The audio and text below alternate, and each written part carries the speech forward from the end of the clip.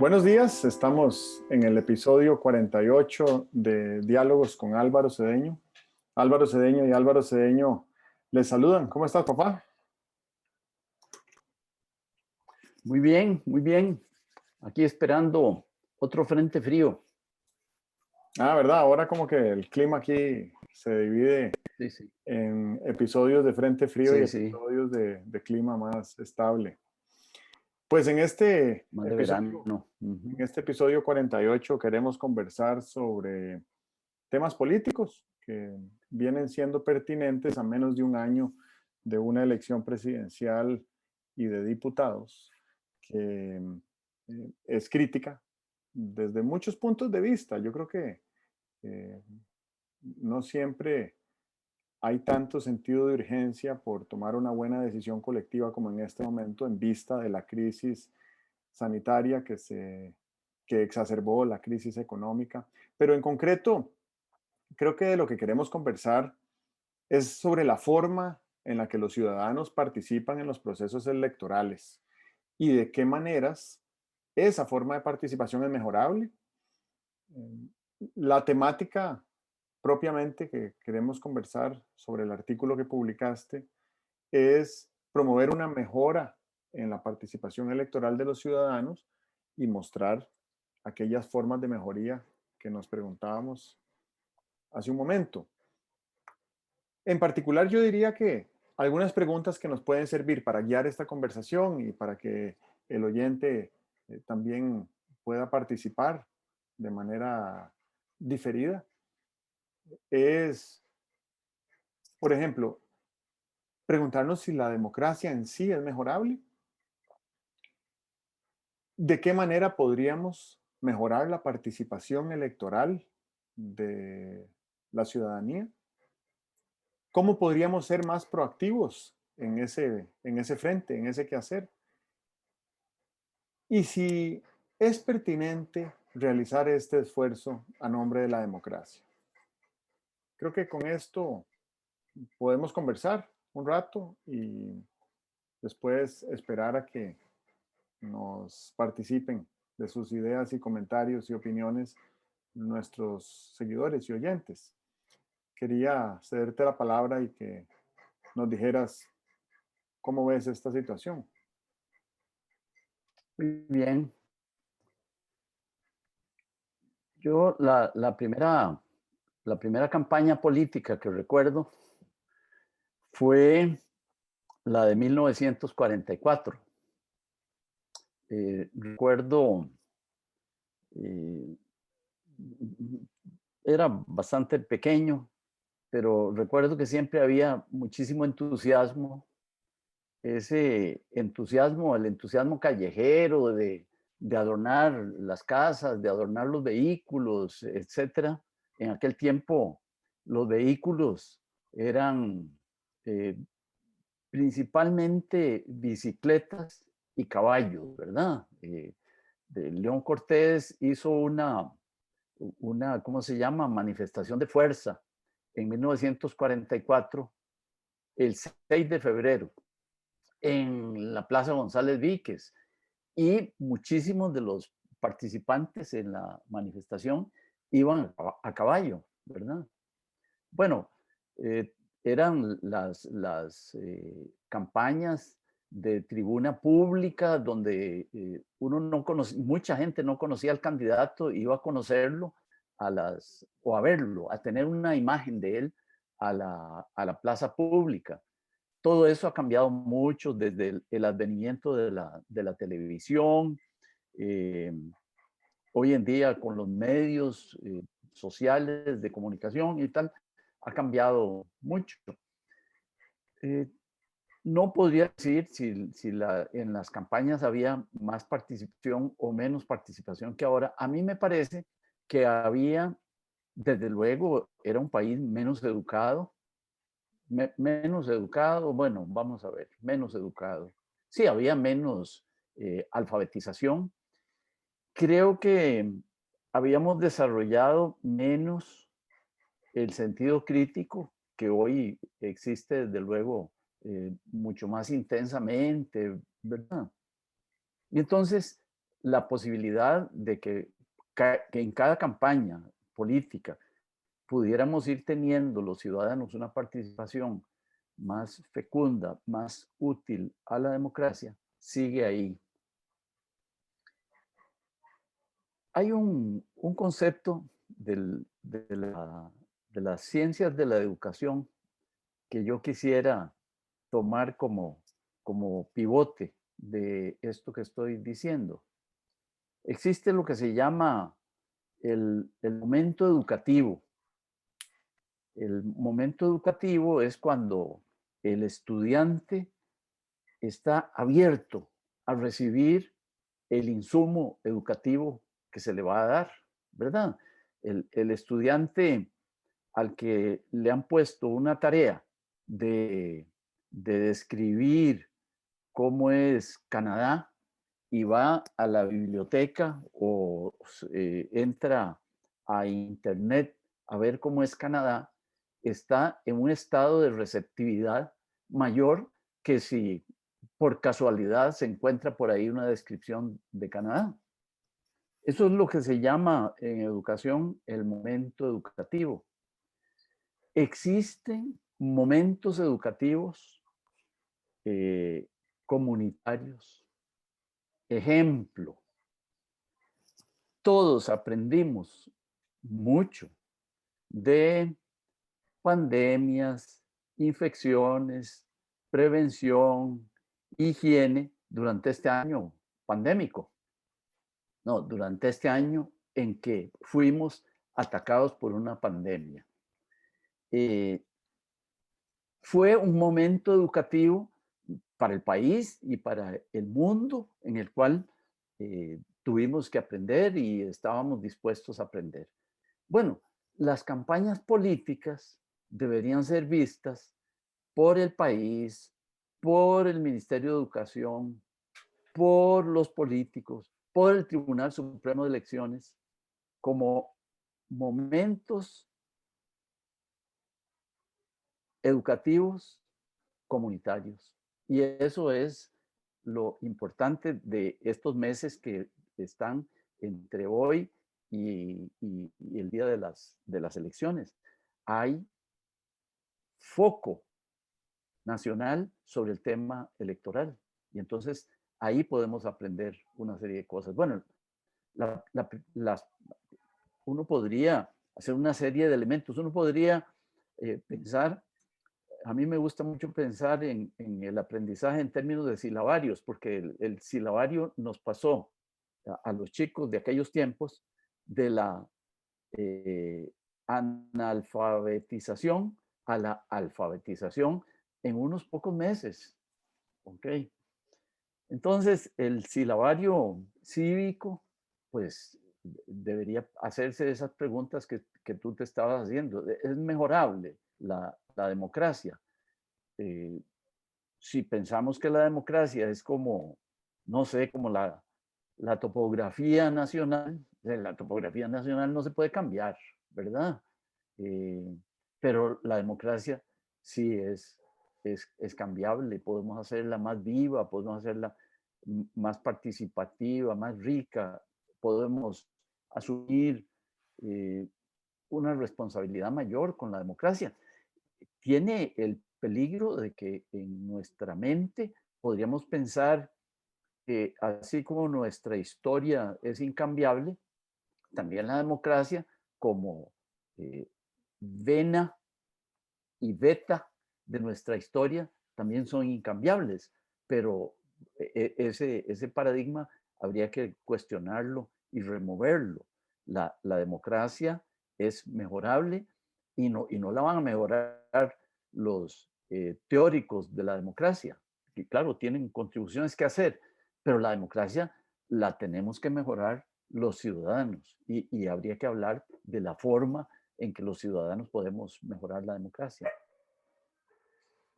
Claro, estaba pensando mientras hablabas del momento educativo, que tal vez este momento podríamos denominarlo el momento cívico. Ujú. Y es un momento en el cual es como ir a una sesión de acupuntura. Hay unos dolores o unos padecimientos y una agujita que se coloca apenas de manera muy superficial sobre la piel desencadena mejoría en el padecimiento, pero la aguja no se coloca donde está el dolor. La aguja se coloca en un punto neurálgico que va a desencadenar pues bienestar, ¿verdad? Y creo que los que hemos probado la acupuntura sabemos que requiere de mucho conocimiento del cuerpo humano saber a dónde hay que colocar una agujita y cómo se coloca además, pero aparte de la técnica está el conocimiento del ser humano y la acupuntura que viene de Oriente, en un país como China, obtener un grado académico de médico requiere más años de estudio que los años que requiere un grado de médico en Occidente, porque creo que el conocimiento del cuerpo es, es diferente, ¿verdad? No solo tienen que aprender cómo funciona el corazón y el hígado y el páncreas, sino que además tienen que entender cómo funciona un montón de terminales eh, nerviosas que son puntos neurálgicos que después se utilizan para la atención de padecimientos por medio de la acupuntura.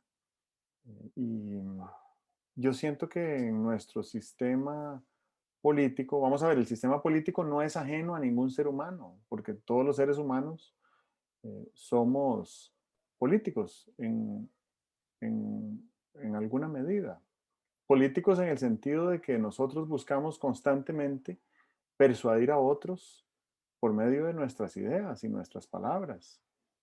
Y también en el sentido de que constantemente estamos negociando con otros que nos presten atención, que nos ofrezcan afecto, generar simpatía o ganar tiempo o asignar recursos limitados. El ejercicio político del ser humano es como el ejercicio del pensamiento. Y entonces podemos robustecer tanto el ejercicio del pensamiento como el ejercicio político. Y ahí siento que en ese momento cívico que describes, podríamos aprovechar, deberíamos aprovechar, tenemos que aprovechar este año para robustecer nuestro, nuestro quehacer político y saber cuál es el alcance de, de un grupo de gobierno que entra con una agenda para conducir las riendas de los asuntos públicos del país durante un periodo relativamente corto, ¿verdad? 4 años, pues si los medimos con un reloj se siente mucho tiempo, pero 4 años en la vida de una república, que además la nuestra cumple 200 años de vida soberana este año, es muy poco tiempo. Y entonces en ese poco tiempo, ¿qué podemos hacer? Si hay reformas por implementar, ¿cuáles serían las prioritarias? Y quiénes tienen capacidades y destrezas necesarias para emprender esas reformas. Pero la respuesta a esas preguntas a lo que me lleva es a ver a dónde coloco mi voto.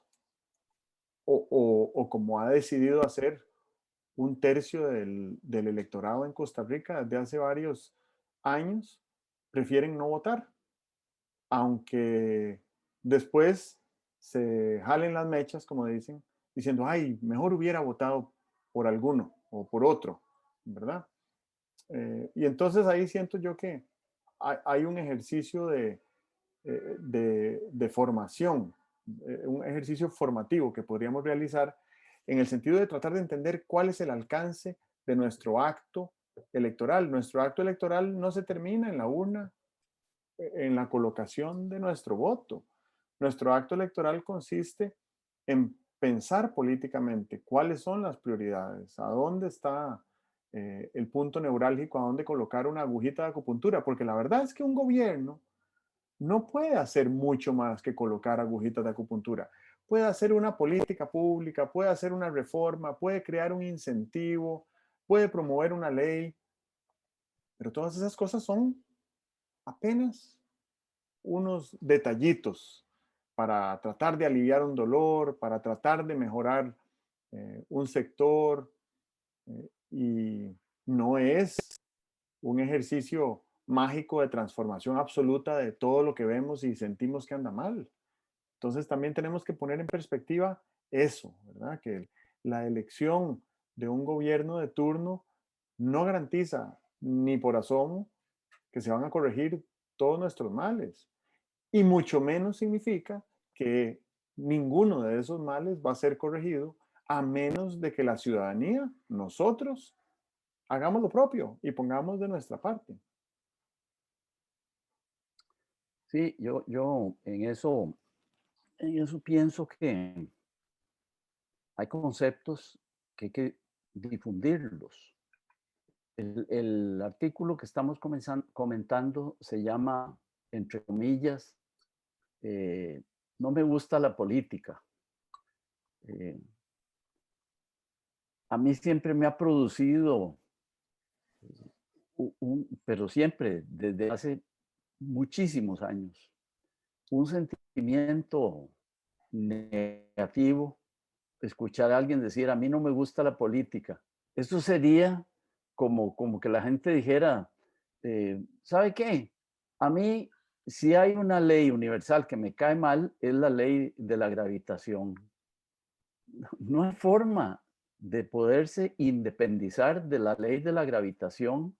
O sea que no es materia de me gusta o no me gusta. La gravitación, si tropiezo, me caigo y me golpeo. Y lo mismo con la política, no, uno no puede decir, a mí no me gusta la política. Somos sujetos de la política. ¿Por qué? Una definición que utilizo de la política es la actividad cuyas decisiones influyen en la vida de muchas personas.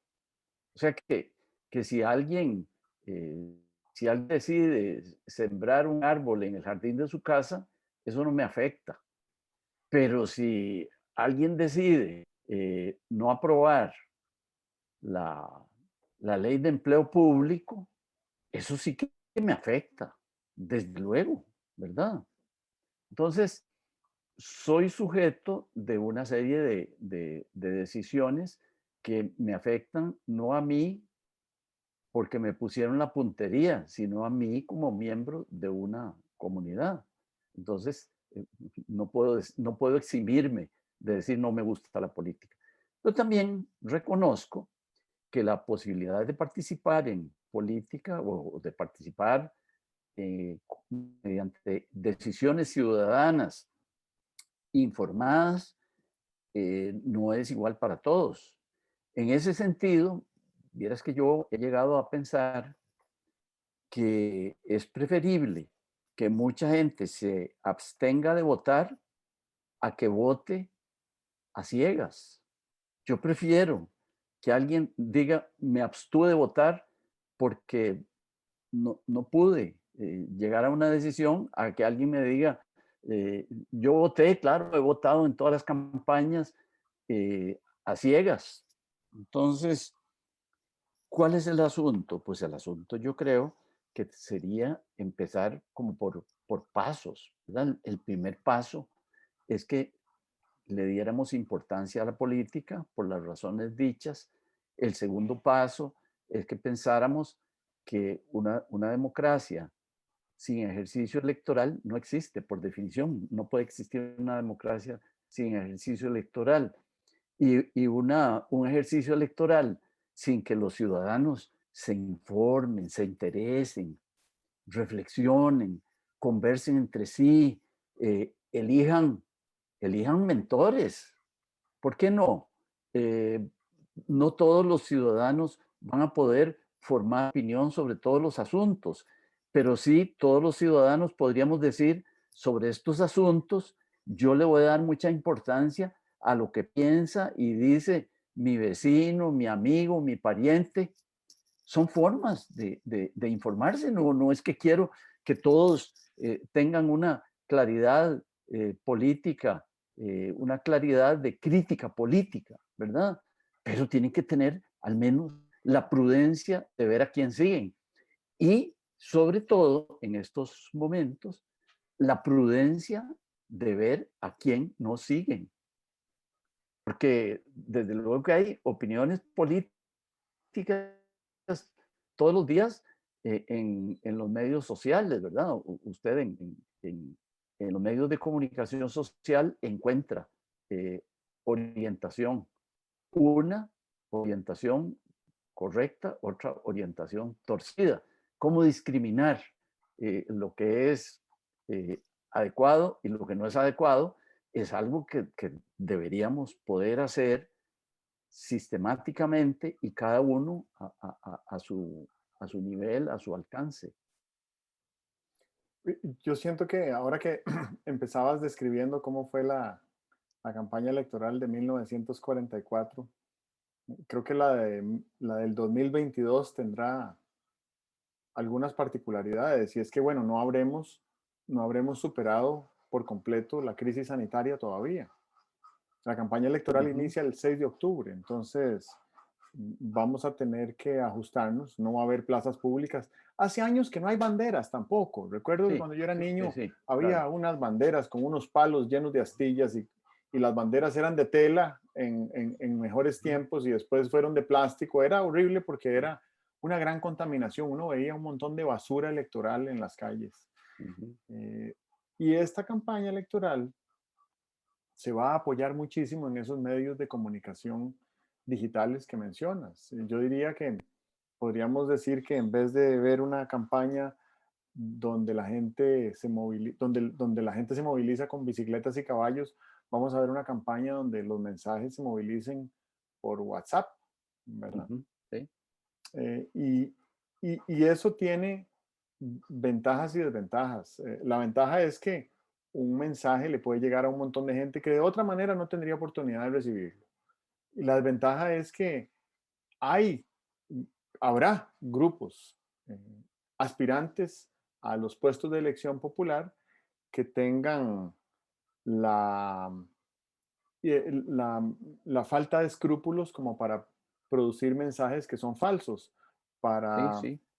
para amedrentar a la población y para hacerla creer que, bueno, que hay unos grupos que son perversos y entonces que los buenos son ellos.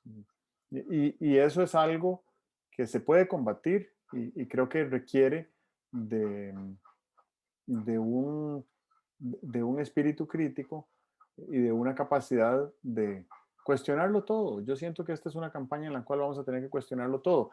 No sé si sabes que para la elección pasada había 94 partidos políticos aspirando por puestos de elección popular, incluidos diputados. Entonces, Ujú. ningún ciudadano, yo creo que ni siquiera los miembros del Tribunal Supremo de Elecciones, identifican con absoluta certeza a todos esos 94 partidos. Solo en la provincia de San José hubo 22 partidos que aspiraron por diputaciones. Una provincia que otorga 19 de los diputados, o sea, un tercio de los diputados del país salen de esta provincia y entonces, claro, ahí es donde se acumulan los aspirantes, 22 partidos buscando diputados.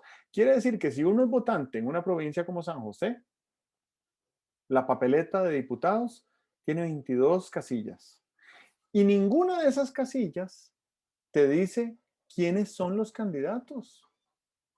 Los candidatos son decisiones internas de los partidos, entonces vos Sí, sí. escoges ahí el partido y ese partido tiene una lista y según el número de candidatos, del número de votos que recibe ese partido, será el número de candidatos que logre llegar a la asamblea.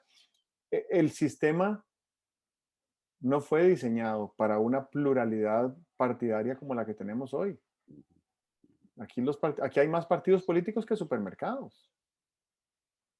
Y eso es bueno tener esos grados de libertad, pero es malo cuando esos grados de libertad se montan sobre unas reglas que no fueron diseñadas para esos grados de libertad. Entonces, tenemos que Mm. adaptar las reglas porque no le vamos a impedir a la gente agruparse libremente y formar Claro, partidos políticos. claro. Entonces, tenemos que resolver cuáles son las reglas que necesitamos para ese tipo de pluralidad democrática. Por ejemplo,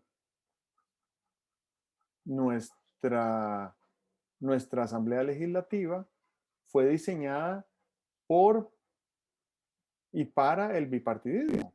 funcionaba muy bien cuando eran dos partidos y hay 3 o 4 diputados independientes minoritarios.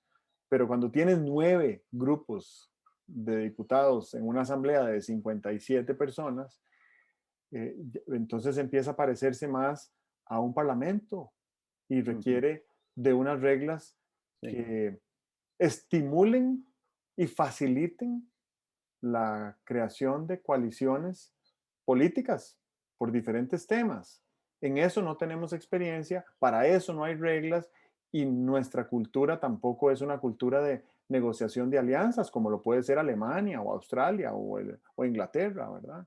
Entonces, ¿cómo hacemos para ir adaptando lo que se necesita para que esa pluralidad que resulta de la libertad cívica en la que vivimos en nuestro país nos permita además ser efectivos, participando por medio de un régimen democrático en la toma de decisiones para la asignación de recursos limitados, que yo diría que ese es el resumen del quehacer del Estado por medio de la política.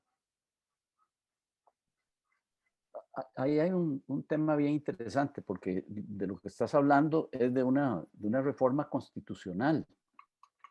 Y una reforma constitucional, plantarse ante ella como ciudadano, implica una complejidad mayor que plantarse ante la decisión de por quién votar o a qué grupo apoyar. Eh, si tenemos una población que tenga claro el silabario cívico, es más fácil llevarla a que tome decisiones sobre reformas constitucionales. Mi punto de vista es que toda campaña debería ser una oportunidad para que el país aumentara el silabario cívico que ha logrado transferir a sus ciudadanos. Pero eso tiene que ser una acción deliberada. A mí me parece que del Tribunal Supremo de Elecciones. Otra gente piensa que es el Ministerio de Educación Pública. Alguien tiene que tomar esa tarea y decir, desde un punto de vista de desarrollo cívico, cada campaña nos debería dejar mejores como pueblo, mejores para tomar decisiones relacionadas con la política.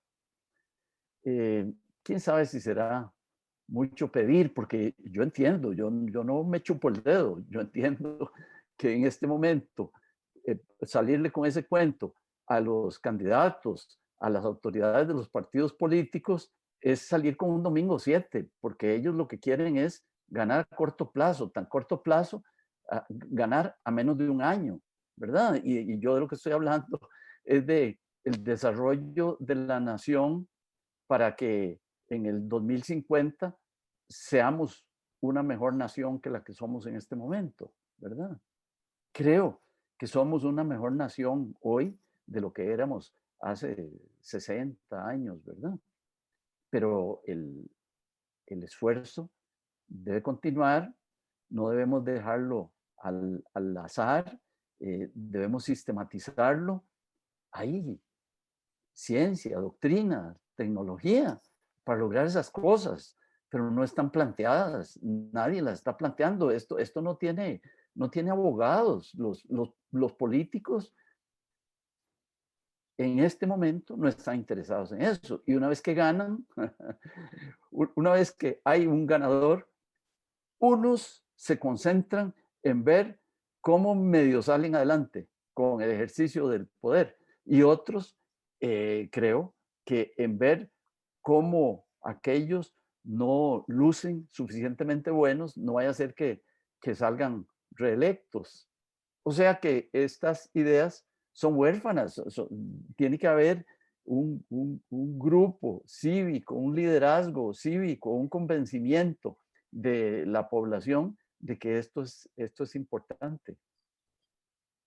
Claro, vieras que estaba recordando una frase que no sé si es la que da pie a un libro que se llama El arte de lo posible. Pero sí he escuchado varias veces y lo he vivenciado que a la política se le denomina el arte de lo posible y hay algunas cosas que simplemente no son posibles. Entonces, también hay que poner en perspectiva que algunos deseos que tenemos como ciudadanos de ver realizados desde el sector público no son posibles por alguna Sí, u otra razón. Y después está aquella famosa frase de Víctor Hugo que dice que no hay nada más poderoso que una idea a la que le ha llegado su momento. Entonces, la oportunidad es una cuestión de tiempo, ¿verdad? A qué idea le habrá llegado su momento? Creo que debemos indagar a fondo. Yo diría que debe haber países que este año dijeron, y creo que ya llegó el momento de la seguridad universal. Y en Costa Rica la seguridad universal está cumpliendo 79 años de existir y de funcionar. ujú, La pregunta es si tiene lo que se necesita para que sí, nos permita ser un mejor Estado y una mejor nación en el 2050, o si hay que sí, hacerle ahí, darle una remozada. Mm, También creo que desde el punto de vista propiamente electoral, hay una relación, mm, siento que es disfuncional entre los aspirantes a gobernar y la transformación que sufren en el momento en que son electos y la comunicación con el gobernado. Me parece que los últimos 20 años se ha distanciado muchísimo esa comunicación. Yo no sabía, y lo escuché esta semana, que la Casa Presidencial lleva varios meses de no hacer conferencia de prensa después del Consejo de Gobierno.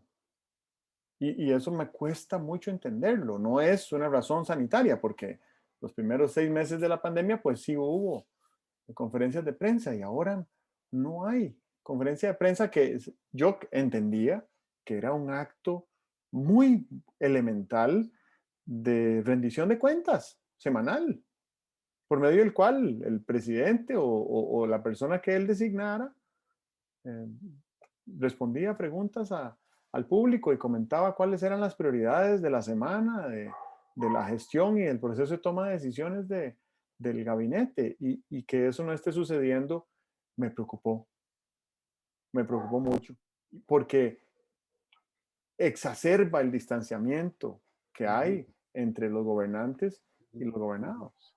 Sí, sí, sí. Así es. Bueno, yo creo que este tema nos da para mucho más y entonces supongo que volveremos en otro momento a conversar más sobre estos asuntos. Yo estoy planeando escribir algunos otros artículos sobre la decisión del ciudadano, la información que necesita, sobre qué es un buen candidato, etcétera. Eh, el silabario, si me quedo diciendo que hay que escribirlo, no le hago un gran servicio. Tal vez si me pongo a escribirlo, eh, llegaré, no sé, hasta la C o la D, pero ya iniciamos el silabario. Yo querría escribir otros artículos que sean parte de ese silabario con ocasión de este momento educativo tan señalado este año electoral. Ya tu artículo de hoy traía 10 o 12 eh, puntos muy sólidos sobre cuál podría ser una actitud de abordaje de esta campaña electoral para la ciudadanía. Así que siento que ya vas encaminado en ese silabario. Bueno, muy bien. Buenísimo, Ujú, entonces muy bien. nos vemos a la próxima. Bueno, ok. Que estés bien. Que estén muy bien nuestros seguidores. Tú también, ok. Gracias. Chao.